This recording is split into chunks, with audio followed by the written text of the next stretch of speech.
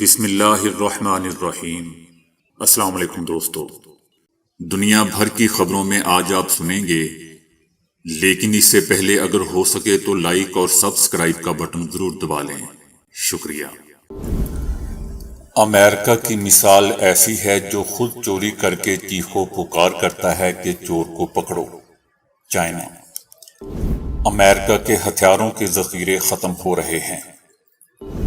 سردار اختر مینگل نگراں وزیر اعظم کی تقرری پر آپے سے باہر ہو گئے۔ امریکہ میں 5 روز میں 100 سالہ تاریخ کی بدترین تباہی۔ حیران ہوں کہ بھارتی وزیر اعظم مودی مستی میں ہنس رہے ہیں اور لطیفے سنا رہے ہیں۔ راہل گاندھی۔ نگراں وزیر اعظم کے معاملے میں ہمارا کوئی کردار نہیں، شاہ محمود قریشی۔ صدر جو بائیڈن نے امریکیوں کی رہائی کے بدلے ایران کے $6 ارب فراہم کیے۔ عمران خان کے خلاف انصاف کے تقاضے پورے کیے جائیں۔ اقوام متحدہ۔ گوگل کا دستخط متعارف کروانے کا فیصلہ۔ تو آئیے چلتے ہیں تفصیل کی جانب۔ چائنا نے امریکہ کو کہا ہے کہ وہ وسیع پیمانے پر جاسوسی کی سرگرمیاں انجام دے رہا ہے، جبکہ امریکہ دیگر ملکوں کو ایسی سرگرمیوں سے روکتا ہے۔ چائنا کے سیکیورٹی اداروں نے چائنا کو نشانہ بنانے کے لیے امریکی CIA کی سرگرمیوں کو بے نقاب کر دیا ہے۔ زینت نامی شخص کے خلاف جو چینی صنعتی فوجی گروپ کا ملازم تھا، چائنا کی خفیہ اطلاعات امریکی CIA کو فروخت کرنے پر مبنی شواہد اور ثبوت کے بعد قانونی کارروائی کی گئی ہے۔ جولائی کے مہینے میں ہونے والے ایک اور واقعہ میں ووہان سینٹر نے اطلاع دی کہ اس پر حال ہی میں یہاں امریکہ کی طرف سے ایک سائبر حملہ ہوا ہے۔ یہ حملہ جون 2022 میں ایک چینی یونیورسٹی کے خلاف ہونے والے سائبر حملے کے بعد کیا گیا۔ چائنا کا کہنا ہے کہ امریکہ دنیا میں ہر جگہ جاسوسی کی سرگرمیوں اور اطلاعات جمع کرنے میں سر فہرست ہے، لیکن پھر بھی وہ دیگر ملکوں کو ایسا کرنے سے منع کرتا ہے۔ امریکہ کی مثال بالکل ایسی ہے کہ جو خود چوری کرتا ہے اور پھر چیخو پکار کرتا ہے کہ چور کو پکڑو، چور کو پکڑو۔ امریکی فوج کے سربراہ نے کہا ہے کہ ہم گولہ بارود کے ذخیرے کو کم نہیں ہونے دیں گے۔ یوکرین کو فوجی امداد سے ملک کے اسلحے اور گولہ بارود کے ذخیرے کو کوئی خطرہ نہیں ہے۔ یوکرین کو فراہم کیے جانے والے ساز و سامان کے خلا کو جلد پر کریں گے۔ امریکہ کی طرف سے یوکرین کو ہتھیاروں کی وسیع امداد کے باوجود امریکہ کا دعویٰ ہے کہ اس مسئلے کا اس ملک کے ذخائر اور فوجی ہتھیاروں کے حجم پر کوئی اثر نہیں پڑا ہے۔ امریکی فوج کے جوائنٹ چیف آف سٹاف کے سربراہ جنرل مارک ملی نے کہا کہ یوکرین کو فوجی امداد بھیجنے کے باوجود ہم ملک کے ذخائر کو کم نہیں ہونے دیں گے۔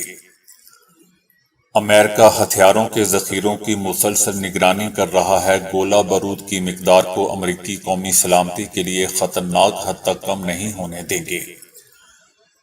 ان کا کہنا تھا کہ یوکرین کو امداد کی سطح سے ہماری قومی سلامتی کو کوئی خطرہ نہیں ہوگا۔ اس ملک کے وزیر دفاع لائیڈ آسٹن نے گولہ بارود سے متعلق رہنما اصول فراہم کیے ہیں، جس کے مطابق کسی بھی قسم کے گولہ بارود کا حجم اس سطح سے کم نہیں ہونا چاہیے جو خطرناک ہو۔ جنرل ملی نے مزید کہا کہ اسی بنا پر ہم اپنے قومی سلامتی کی ضروریات اور صلاحیتوں کو خطرے میں نہیں ڈالنے دیں گے۔ ہم خود کو اس طرح کے خطرے سے دوچار نہیں ہونے دیں گے۔ بلوچستان نیشنل پارٹی کے سربراہ سردار اختر مینگل نگراں وزیر اعظم انوار الحق کاکڑ کی تقرری پر غصے میں آ گئے، جس پر انہوں نے نواز شریف کو خط ہی لکھ دیا۔ سردار اختر مینگل نے اپنے خط میں لکھا کہ میرا آج کا پیغام گزشتہ پیغام مورخہ 22 جولائی 2022 کا تسلسل ہے، کیونکہ جن مسائل کا ذکر میں نے پہلے کیا تھا کاش کہ ان میں کمی آتی، لیکن حسب روایت اس میں اضافہ ہوتا گیا۔ وہی بلوچستان، وہی جبری گمشدگیاں، سیاسی حل کی بجائے بندوق سے مسئلے کے حل کی کوشش، سیاستدانوں کی بجائے اسٹیبلشمنٹ کی طرف آس لگانا یا ان کی مشاورت سے مسئلے کا حل تلاش کرنا۔ میاں صاحب ہم پر جو گزری یا گزر رہی ہے وہ ہماری قسمت، لیکن حیرانگی اس بات سے ہے جو آپ لوگوں پر گزری اسے ابھی تک سبق نہیں سیکھا گیا۔ ہمیں جنرل ایوب سے لے کر جنرل مشرف کے مظالم اچھی طرح یاد ہے، لیکن آپ کی جماعت مشرف اور باجوہ کی سازشوں اور غیر آئینی اقدامات کو اتنی جلدی فراموش کر کے ایک بار پھر رات کی تاریکیوں میں بغیر اتحادیوں کو اعتماد میں لیے قانون سازی کر کے جمہوری اداروں کو کمزور کر کے غیر جمہوری طاقتوں کو مزید طاقتور کرے جمہوریت کے تابوت میں مزید کیلیں ٹھوکنے کے مترادف ہوگا۔ ہم بلوچستان کے باسیوں کو روز اول سے انسان سمجھا ہی نہیں گیا۔ سی پیک سے اہل بلوچستان کو کیا حاصل ہوا آپ سے بہتر اور کون جانتا ہے۔ گوادر ایئرپورٹ کا نام بجائے کسی بلوچستان کی سیاسی یا سماجی شخصیت کے کسی ایسے شخص کے نام کر دیا جس کے نام سے شاید ہی بلوچستان کے لوگ واقف ہوں۔ کسی بھی اہم فیصلوں میں اتحادیوں کو اعتماد میں لیے بغیر فیصلے کرنا بد اعتمادی ہے۔ آپ کی گزشتہ دور حکومت میں بھی یہ سب کچھ ہوتا رہا، اور ہم پچھلی بار کی طرح اس بار بھی یہ تصور اور خیال کر بیٹھے کہ شاید ان تلخ تجربات کے بعد آپ کی جماعت کو اب احساس ہو گیا ہوگا، لیکن آپ کی جماعت پہلے بھی غلط تھی اور اب بھی۔ نگراں وزیر اعظم کے فیصلے نے ہمارے اور آپ کے درمیان مزید دوریاں پیدا کر دی۔ امریکی ریاست ہوائی کے موئی جنگلات میں لگنے والی آگ پر 5 روز بعد بھی قابو نہیں پایا جا سکا، جبکہ اموات کی تعداد 100 تک جا پہنچی۔ جنگلات میں لگنے والی آگ ملک کی 100 سالہ تاریخ کی بدترین تباہی والی آگ ثابت ہوئی۔ دھوئیں کے باعث درجنوں افراد کی حالت غیر ہوگی، جنہیں قریبی ہاسپٹل منتقل کر دیا گیا۔ 3000 کے لگ بھگ عمارتیں اور 2500 ایکڑ اراضی پر سب کچھ جل کر راکھ کا ڈھیر بن گیا۔ تیز ہوا نے آگ کے پھیلاؤ میں مرکزی کردار ادا کیا، جس نے کئی رہائشی عمارتوں کو اپنی لپیٹ میں لے لیا۔ سیاحوں اور رہائشیوں کو جنگل کے قریب جانے سے روکا جا رہا ہے، اور 1000 سے زائد افراد کو پناہ گاہوں میں منتقل کیا گیا ہے۔ فائر بریگیڈ کی گاڑیاں آگ بجھانے کا مشن انجام دے رہی ہیں۔ ماہرین کا کہنا ہے کہ جنگلات میں لگنے والی خوفناک آگ کی بنیادی وجہ موسمیاتی تبدیلیاں ہیں۔ ماحول دوست طرز زندگی کو اپنا کر اور زہریلے مادوں کے کم سے کم استعمال سے ہم اپنی زمین کو ان ناگہانی آفات سے دوستوں بچا سکتے ہیں۔ راہل گاندھی نے ایک پریس کانفرنس میں کہا ہے کہ نریندر مودی نے پارلیمنٹ میں تقریباً 2 گھنٹے 13 منٹ تک تقریر کی اور آخر میں انہوں نے منی پور پر صرف 2 منٹ تک بات کی، جبکہ منی پور مہینوں سے جل رہا ہے۔ راہل گاندھی نے بھارت کے وزیر اعظم نریندر مودی کے خلاف اپوزیشن کی تحریک عدم اعتماد کے جواب پر ناراضگی اور افسوس کا اظہار کیا۔ راہل گاندھی نے کہا کہ منی پور مہینوں سے جل رہا ہے، لوگ مارے جا رہے ہیں، لیکن بھارتی وزیر اعظم مستی میں ہنس رہے تھے اور لطیفے سنا رہے تھے۔ انہوں نے کہا کہ یہ بھارت کے وزیر اعظم کو زیب نہیں دیتا۔ وزیر اعظم کے ہاتھ میں طاقت ہوتی ہے، لیکن وہ کچھ نہیں کر رہے۔ میں حیران ہوں کہ وہ ہنس رہے ہیں، اور وہ بھی بے شرمی سے ہنس رہے ہیں۔ انہوں نے کہا کہ مسئلہ کانگریس کا نہیں تھا، بلکہ مسئلہ یہ تھا کہ منی پور میں کیا ہو رہا ہے اور اسے کیوں نہیں روکا جا رہا۔ راہل گاندھی نے کہا کہ نریندر مودی کی ہنسی کو دیکھ کر کہا جا سکتا ہے کہ وہ منی پور کو جلانا چاہتے ہیں، بجھانا ہرگز نہیں چاہتے۔ شاہ محمود قریشی نے کہا ہے کہ الیکشن کے لیے ہمیں بھی اسی طرح موقع ملنا چاہیے جیسے دوسری جماعتوں کو سیاسی سرگرمیوں کی اجازت ہے۔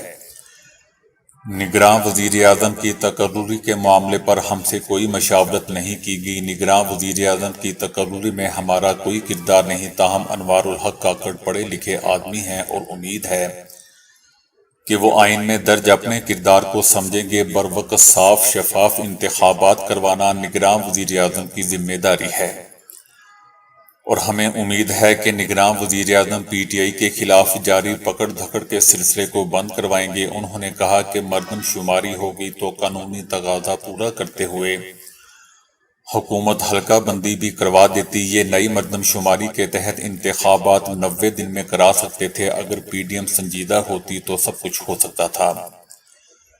مگر حکومت نے آخری دنوں میں CCI کا اجلاس بلا کر مردم شماری کی منظوری دے دی۔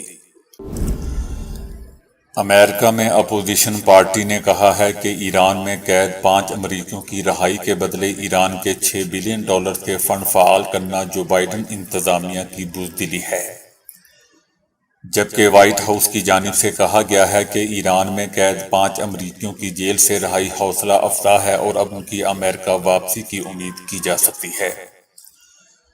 ہم امریکی قیدیوں کی واپسی تک چین سے نہیں بیٹھیں گے۔ ان امریکی شہریوں کو بلا جواز گرفتار کیا گیا تھا۔ یاد رہے دوستو کہ ایران نے 5 امریکیوں کو جیل سے رہا کر کے اب انہیں گھر میں نظر بند کر دیا ہے، اور خیال ظاہر کیا جا رہا ہے کہ 5 کی امریکہ واپسی فنڈز کی بحالی سے مشروط ہے۔ وائٹ ہاؤس نے یہ نہیں بتایا کہ امریکیوں کی رہائی کس معاہدے کے تحت کی گئی۔ تاہم اپوزیشن جماعت ریپبلکنز نے الزام لگایا ہے کہ اس کے لیے صدر جو بائیڈن نے ایران کو $6 بلین کا تاوان ادا کیا ہے۔ ادھر رائٹرز نے بھی بتایا ہے کہ جنوبی کوریا میں ایرانی فنڈز کے $6 ارب غیر منجمد کرنے کے بعد ایران امریکیوں کو ملک چھوڑنے کی اجازت دے دے گا۔ اس وقت امریکہ اور ایران کے درمیان منجمد فنڈز کی ایران منتقلی سے متعلق معمولی ٹیکنیکی مسائل پر بات کر رہے ہیں، اور جیسے ہی کوئی معاہدہ طے پائے گا امریکی قیدیوں کو ایران سے واپس بھیج دیا جائے گا۔ یہ معاہدہ آخری مراحل میں ہے اور آئندہ ماہ معاہدے طے پائے جائیں گے۔ دوسری جانب امریکہ نے اس تاثر کو مسترد کرتے ہوئے کہا ہے کہ ایران کو عائد پابندیوں میں کسی قسم کا کوئی ریلیف نہیں دیا جائے گا۔ ان 5 امریکیوں کی رہائی کے معاہدے کا ایران پر عائد پابندیوں سے کوئی تعلق نہیں ہے۔ یاد رہے دوستو کہ ایران میں رہا کیے گئے قیدیوں میں سے ایک سیامک نمازی بھی ہے، جنہیں جاسوسی کے الزام میں 2015 میں گرفتار کیا گیا اور 10 سال کی قید سزا سنائی گئی۔ دوسری قیدی سرگئی ہے، جبکہ تیسرے قیدی کی شناخت مراد کے نام سے ہوئی ہے۔ دونوں کو 2018 میں گرفتار کیا گیا اور 10 سال کی قید سزا سنائی گئی تھی، جبکہ مزید 2 قیدیوں کے حوالے سے کوئی معلومات نہیں ہے۔ اقوام متحدہ عمران خان کی گرفتاری کے بعد شروع ہونے والے جاری مظاہروں سے آگاہ ہے اور وہ تمام فریقوں سے تشدد سے اجتناب کرنے کا مطالبہ کر رہا ہے۔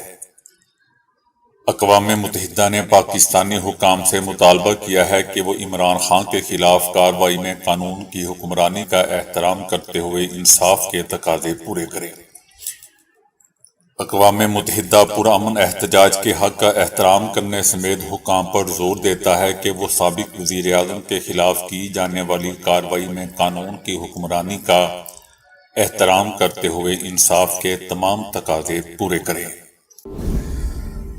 گوگل نے ورک سپیس کے لیے ای دستخط متعارف کروانے کا فیصلہ کیا ہے۔ صارفین کے لیے ایک لاگ PDF فائل بنائی جائے گی اور دستخط کے مطلوبہ فیلڈ کو پر کر کے درخواست جمع کروا دی جائے گی، جو مخصوص وصول کنندہ کو بھیجی جائے گی۔ یہ ای دستخط فیچر صارفین کو کسی بھی آفیشل معاہدے پر گوگل ڈرائیو میں رہتے ہوئے ہی دستخط کرنے کی سہولت دے گا۔ صارف کو یہ سہولت بھی دی جائے گی کہ وہ ای دستخط کی درخواست کے سٹیٹس کی نگرانی کر سکے۔ تمام مراحل مکمل کرنے کے بعد دستخط شدہ PDF علیحدہ سے دستخط بنانے والی کی ڈرائیو میں شامل ہو جائے گی اور بطور ای میل درخواست گزار اور دستخط کنندہ کو بھیج دی جائے گی۔ ہر سال موسم بہار میں سعودی عرب کے مغربی شہر طائف میں جب گلاب کھلتے ہیں تو صحرا کا منظرنامہ گلابی رنگ میں رنگ جاتا ہے۔ اپریل میں ان گلاب کے پھولوں کو چن کر جمع کیا جاتا ہے اور پھر ان سے عرق گلاب اور عطر نکالا جاتا ہے، جسے خانہ کعبہ کو غسل دیا جاتا ہے۔ اس سال یہ ہوا کہ رمضان کا بابرکت مہینہ گلابوں کی چنائی کے موسم میں آیا۔ ہر سال حج اور عمرہ کے لیے سعودی عرب آنے والے لاکھوں مسلمان زائرین میں یہ عطر گلاب کافی مقبول ہے۔ پھولوں اور پتوں کو اسلامی فنون میں ہمیشہ سے خاص اہمیت حاصل رہی ہے۔ طائف کو شہر گلاب بھی کہا جاتا ہے، جہاں 800 باغات ہیں، جن میں سالانہ تقریباً 30 کروڑ پھولوں کی پیداوار ہوتی ہے۔ طائف کے ایک باغ میں بن سلمان میں مزدور پودوں پر جھکے ہوئے روزانہ ہزاروں پھول جمع کر رہے ہیں۔ جن سے عرق اور عطر کشید کیا جائے گا۔ کچھ مزدور پھول چن رہے ہیں تو کچھ انہیں ٹوکریوں میں بھر کر وزن کر رہے ہیں۔ ان پھولوں کو پھر ابال کر کشید کیا جاتا ہے۔ پھولوں کو تیز آنچ پر آدھے گھنٹے تک ابالا جاتا ہے تاکہ ان کا پانی بھاپ بن کر اڑ جائے، اور پھر ٹھنڈا کر کے ان سے عطر اور عرق کشید کیا جاتا ہے۔ اس خالص عطر گلاب کی سب سے چھوٹی شیشی 400 ریال یا $106 یعنی 16,500 روپے میں فروخت ہوتی ہے۔ انڈیا کے شہر حیدرآباد میں ایک مسجد نے کچی آبادیوں کی رہائشی خواتین کے لیے جمنیزیم کھولا ہے۔ یہ جم راجندر نگر کے علاقے میں کھولا گیا ہے۔ ریاست میں پہلی بار کسی مسجد نے خواتین کے لیے نہ صرف جم کھولا ہے بلکہ انہیں ٹرینر بھی فراہم کیا ہے۔ جم کھولنے کا مقصد کچی آبادیوں میں رہنے والی خواتین میں بیماریوں کے پھیلاؤ کو روکنا ہے۔ مسجد مصطفیٰ میں قائم یہ جم امریکہ کی غیر سرکاری تنظیم سیڈ کی فنڈنگ سے کھولا گیا ہے۔ مسجد کے جم کے بنیادی مقاصد میں ان بیماریوں کے خطرے کی تشخیص کرنا، خوراک اور ورزش کے حوالے سے مشورہ دینا اور گردوں، آنکھوں اور جگر کا معائنہ کرنا شامل ہے۔ موٹاپے کا شکار 52% خواتین شوگر، دماغی تناؤ اور دل کی بیماریوں میں مبتلا ہو سکتی ہیں۔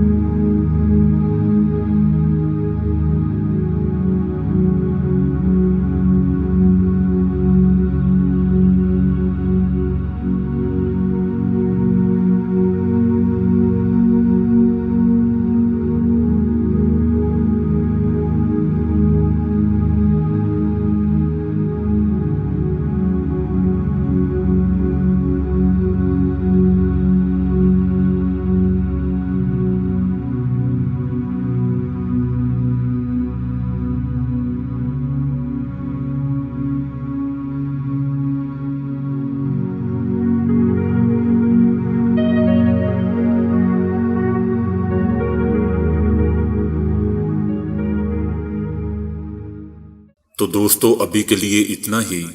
ویڈیو کو لائک اور شیئر کرنے کا بہت بہت شکریہ۔